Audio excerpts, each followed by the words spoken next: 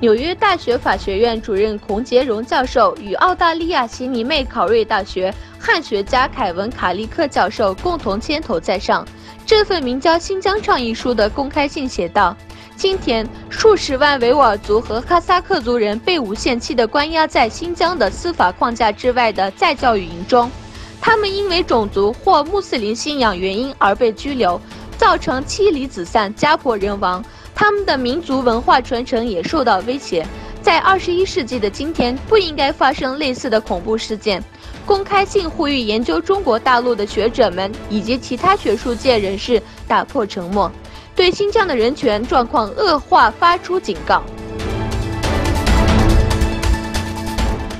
为了引起人们对东突厥斯坦的高压迫和集中营的关注，由哈尔穆拉提维吾尔发起的东突厥斯坦自由游行仍在继续。抵达荷兰阿姆斯特丹的哈尔穆拉特及其随行代表团向当地人们讲述了东突厥斯坦的局势。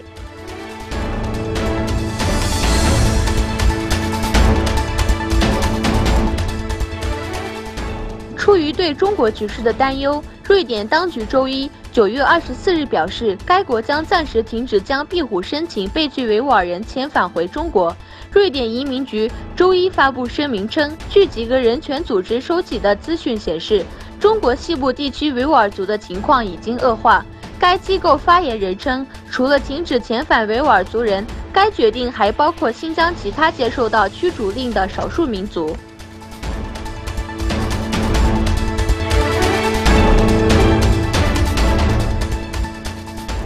加拿大众议院各党议员一致通过一项由魁北克党团提出的动议，要求政府取消昂山素季的加拿大荣誉公民称号。上个星期，加拿大众议院已经全票通过了一项动议，谴责缅甸军队对罗兴亚人的种族灭绝，支持联合国此前公布的相关调查报告。昂山素季2007年获得加拿大荣誉公民称号，当时他仍然被缅甸军政府软禁。